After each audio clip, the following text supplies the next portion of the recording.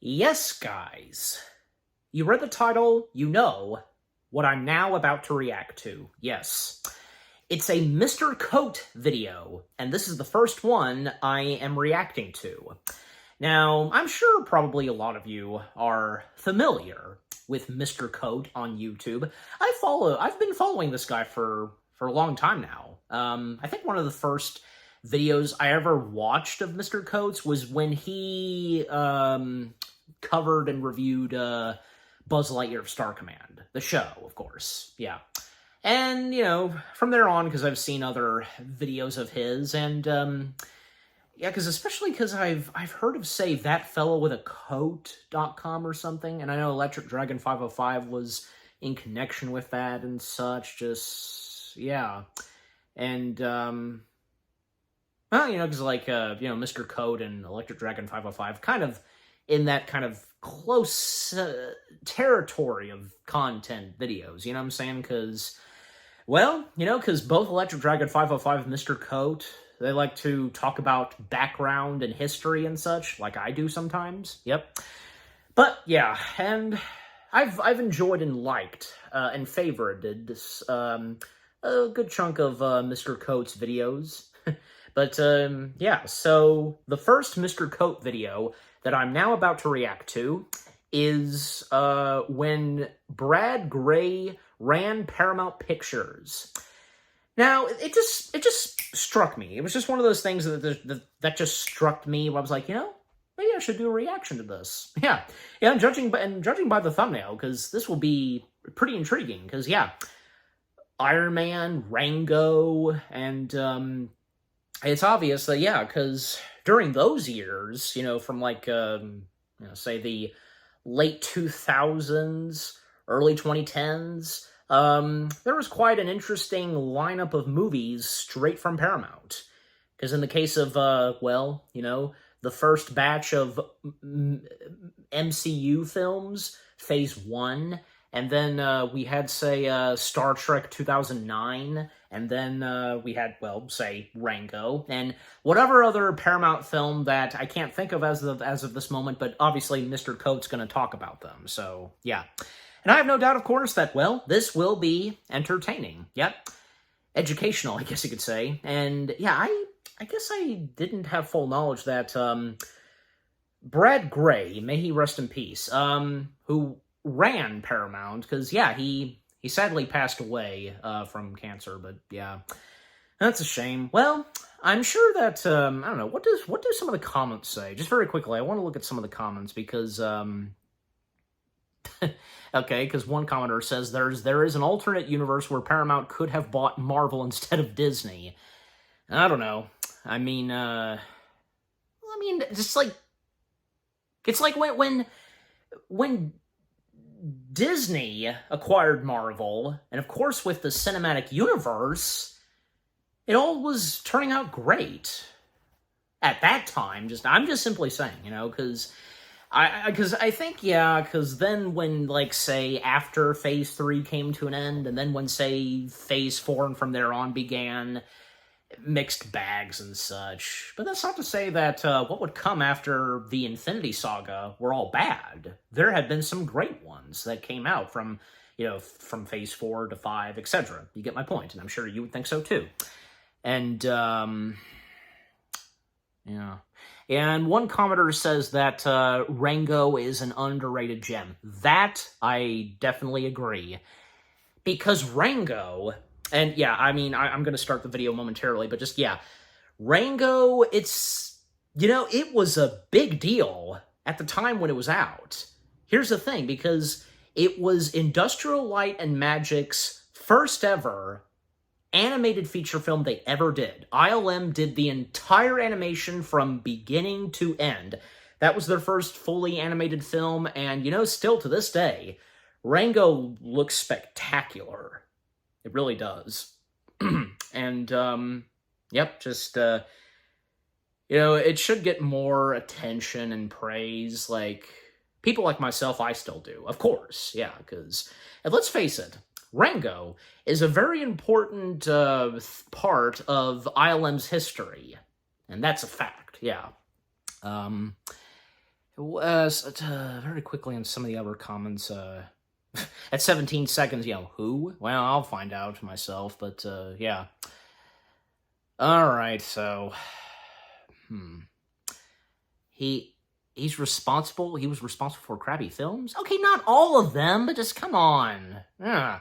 Some big hits when he was in charge, but alright, but let's not dwell on that. Just, let us now dive into the video itself, shall we? So, let us see what Mr. Coat has in store with When Brad Grey Ran Paramount Pictures. In 3, 2, 1, in we go. 12 years, Paramount Pictures was run by Brad Grey, and he proved quite successful in that position for a while, greenlighting hit films and making distribution deals with notable production companies. Although even before that, he developed a lot of relationships with talent and produced a number of successful movies and shows. Brad Grey got his start working under Harvey Weinstein, and then later got involved with representing comedians, often looking for new ones to represent. Grey then met talent agent and producer Bernie Brillstein, and the two formed Brillstein Grey Entertainment. Through this company, he served as an executive producer on a number of hit television series, like The Larry Sanders Show, Just Shoot Me, News Radio, and The Sopranos. Although in 1996, Brillstein would sell his shares to Grey, putting him fully in control. Brad Grey started producing movies in the 90s, with his first credit on the Dana Carvey comedy Opportunity Knocks. He also worked with Adam Sandler for a while, and was an executive producer on Happy Gilmore, Bulletproof, and The Wedding Singer. Additionally, he was involved with movies like The Cable Guy with Jim Carrey, Dirty Work with Norm Macdonald, and The First Scary Movie. So he seemed to have a particular affinity for comedies and working with comic actors. He produced other types of movies too, like Antoine Fuqua's feature directing debut, The Replacement Killers, and the crime drama City by the Sea, starring Robert De Niro.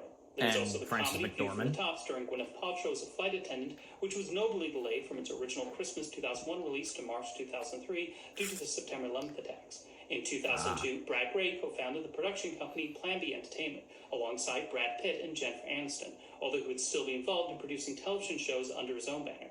Plan B quickly signed a first-look deal with Warner Brothers to produce movies for them. That included Charlie and the Chocolate Factory, which Grey received a producing credit on.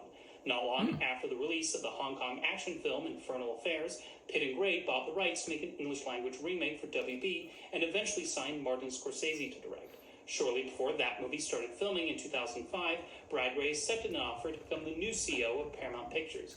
Because of this, he would leave Plan B and his own namesake television production company. However, he would retain a producing credit on The Departed and Running with Scissors, as well as an executive producer credit on the assassination of Jesse James by the coward Robert Ford. He also kept his credit on The Sopranos and even Real Time with Bill Maher long after he had nothing to do with the latter show. While The Departed would win the Oscar for Best Picture, Graham King was the sole producer allowed to receive the award due to Brad Grey's duties at Paramount keeping him occupied while that movie was filming.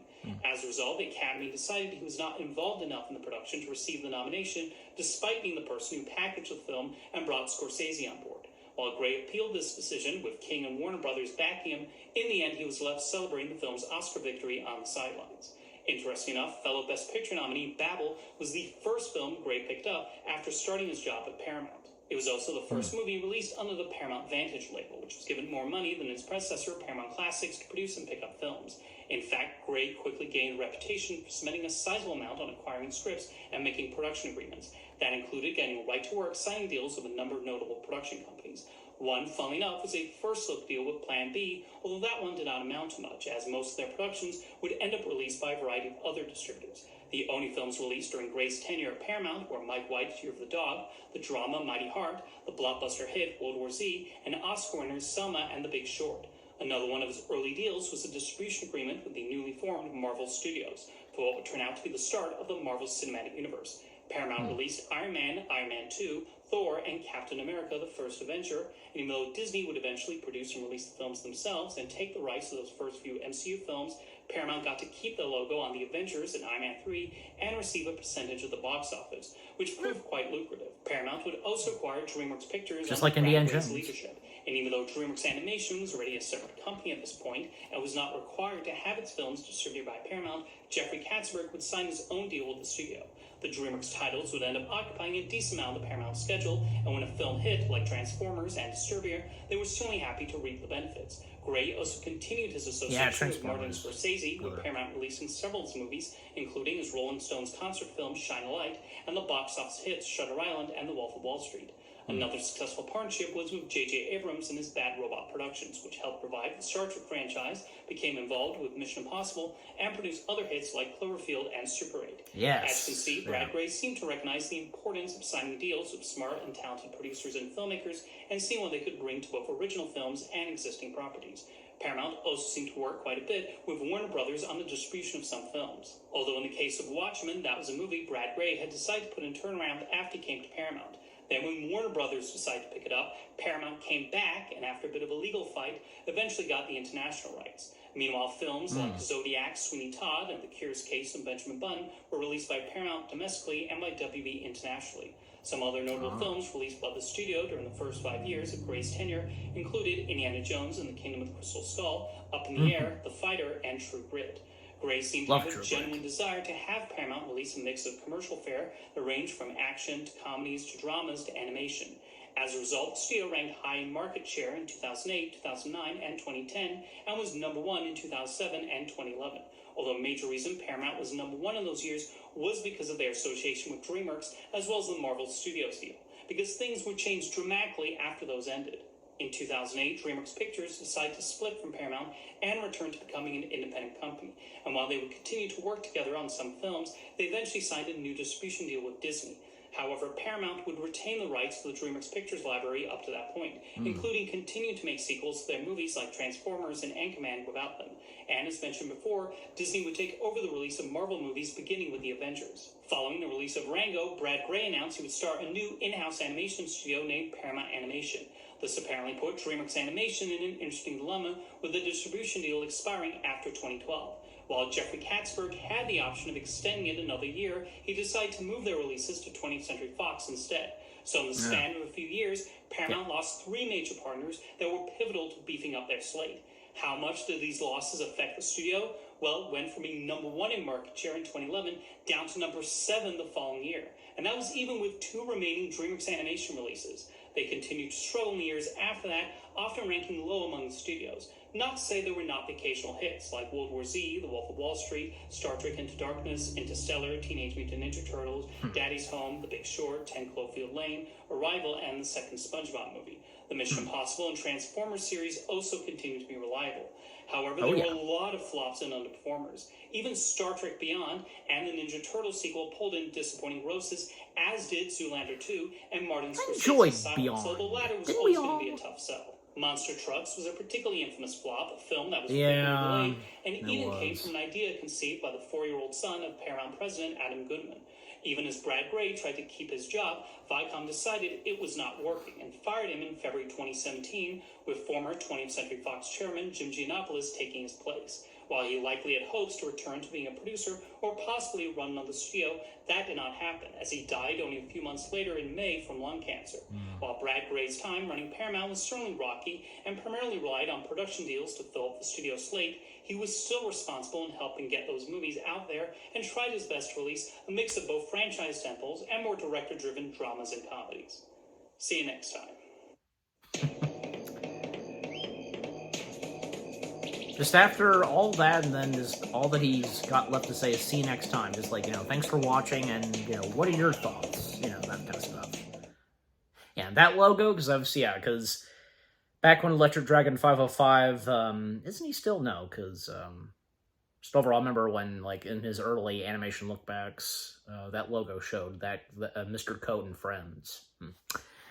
Alright, so, that was when Brad Gray ran Paramount Pictures from good old Mr. Code himself. And yeah, that was interesting. Nice education and fun facts about Mr. Brad Gray and when he ran Paramount Pictures. And because of all the mentionings of the various films that were coming out during those years from, again, as I said, the late 2000s and early 2010s, very interesting. And, especially because, when DreamWorks having left Paramount and then also Disney getting in the mix, obviously on account of, most prominently, when Disney would acquire Marvel would become a part of the Disney family, and of course, with the MCU, and, starting with the first Avengers film, and from there on, You know, I'm trying to remember because I think let me look and see because it turns the brightness down because I could have sworn that Iron Man 3, that was the was it? That was the last MCU film that Paramount. Yes, okay, yeah, they were involved. Okay, so it was Iron Man 3 was in fact the last MCU film that Paramount distributed and they were involved in, because after that and later that year when we had Thor: The Dark World, and from there on, yeah, now it was just Marvel Studios all together, and yep, with Disney, just technically distributing, but yeah, just being a part of the Disney family. You know what I'm saying? Because most prominently at the end of the end credits, we have Walt Disney Pictures and all that. But anyway, so yeah, I just wanted to double check on that because yeah, and I also seem to forget because I don't know, because I have to go back and look because I think maybe just a few of the first MCU films, they still have the Paramount logo. Like I would think of most prominently the first Avengers film, but I will have to go back and look. But not to mention, I remember when having seen, and I'm sure you have too, seen the first batch of MCU films on Paramount Plus for a while. They were taken down eventually, were they? Yeah, because, of course, being on Disney Plus most prominently. So, yeah, there's that. Yeah, and all the other mentionings of the Paramount films that Mr. Cote explained. And, yeah, a lot of stuff I didn't know about of the late Brad Gray. And, yeah. Yeah, I don't think I really had full knowledge of Brad Gray until, like, I had stumbled upon this video of Mr. Coates, and before I did my reaction to this, because I had checked out his IMDb page and some fun facts and so on, and I'd already known, and because Mr. Coate mentioned it, the fact that Mr. Brad Gray, he had worked with Harvey Weinstein, but... Well, I mean, I'm guessing probably Brad Gray wouldn't have gotten where he would have gone if it weren't for him working alongside with Harvey. I mean, that's the thing, because say what you will about Mr. Harvey Weinstein, I know, but there's a lot of films that Harvey and his brother were involved in that became such big hits. They became amazing films. And it wouldn't have been the Weinsteins if we didn't have those amazing films.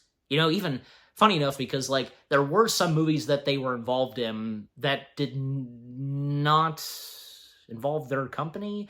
Yeah, because it's like, I think, yeah, the Weinstein Brothers company, it didn't come in when, like, after the Lord of the Rings trilogy. Yeah, because, no, I don't think the Weinstein company existed when they were involved in producing the Lord of the Rings trilogy.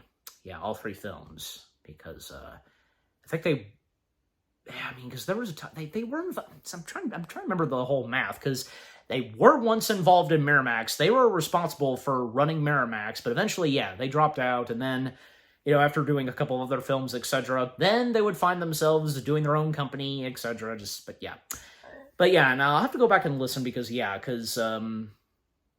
obviously, because, Weinstein was involved with the first, he was, and, Brad Gray being involved in that as well, but a lot of interesting facts about Mr. Brad Gray, as said by Mr. Coate, and, that guy did a heck of a great job with, at the time, a lot of successful films that came out during the late 2000s and early 2010s. And with what Mr. Coates said about, like, that same year where Star Trek Beyond and the second Ninja Turtles live-action film that Michael Bay did, they didn't do that great at the box office, but I seem to recall that Star Trek Beyond did great. I really enjoy Star Trek Beyond, and I'm sure the same goes for any of you. If if you guys are Trekkers like me, and if you've seen and enjoyed Star Trek Beyond, yeah. No, that did not disappoint. That was really good. But yeah, yes. I mean, even though it was a really good Star Trek film, just box office wise, not as strong and powerful as, like, say, the first of the Kelvin timeline Star Trek films. But yeah. And also because the mentioning of, and Brad Gray being responsible for this, like, the plans to make an animation studio for Paramount, and after the release of Rango. I mean, because, again, ILM, they were responsible for bringing Rango to life. That's their baby, technically. Their first fully animated film they did, but also with association of Nickelodeon movies, and of course with Paramount, But what would come next after Rango? Again, Paramount having their own animation studio, and ILM would be involved once again for another Paramount animated film, which of course being Transformers 1. And by my calculations, because Rango came first, then Strange Magic. And then after Strange Magic, years later, we had Transformers 1, and that same year on Netflix, we had Ultraman. If any of you were aware of that Ultraman was another animated film from ILM, so alright. But so just overall, and to wrap things up, everything that Mr. Code had to say / talk about, the history and facts about the late Brad Gray, what he was doing before he would wound up being involved in Paramount and be in charge, and the films that Mr. Coate mentioned that, obviously Brad Gray was responsible, and, and for them being brought to life and all that jazz, just, excellent. Mr. Coate, really good at doing these kind of videos, these content of videos about history and facts, like, if it's, say, animation, other things that have to do with the movie business, just, it's really, really good. This was another good video of Mr. Coates. I enjoyed it. Okay, so what about you guys? What did you think of the Mr. Coate video itself? The Mr. Coate video all about the late Brad Gray, titled When Brad Gray Ran Paramount Pictures. What have you known about Brad Gray himself? And, of course, on account when he was a part of Paramount, the various films that came out in the late 2000s and early 2010s, from, say, Phase 1 of the MCU, Rango, all the others that were mentioned, the earliest films that Brad Gray was involved in, etc., and, And if you have any recollection, if you remember where, because if you heard the news that, unfortunately, we lost Brad Gray. Again, may he rest in peace. He was a great guy in the movie business, and, say what you will about him, and I read one of the comments, but, it's not to say he did a bad job altogether at Paramount, just, just anything that you didn't know about Mr. Brad Gray, but thanks to Mr. Coate, and if you follow Mr. Coate and have seen his other content of videos, if you have any favorites of Mr. Coates, but overall, what did you think of this video of Mr. Coates, where he covers the late Brad Gray? And with all I've had to say, my reaction to it, and what did you think of my reaction to the Mr. Coate video, all about Brad Gray? Leave comments and give this reaction video a like, as always. And so, guys, with all that being said, thank you very much for watching. I hope you guys enjoyed my reaction to the Mr. Coate video of, When Brad Gray Ran Paramount Pictures. More reaction videos are coming your way. They're going to be awesome. Keep looking forward, and I will see you guys in the next video / reaction. Take care, and once more, rest in peace, Mr. Brad Gray, and peace out.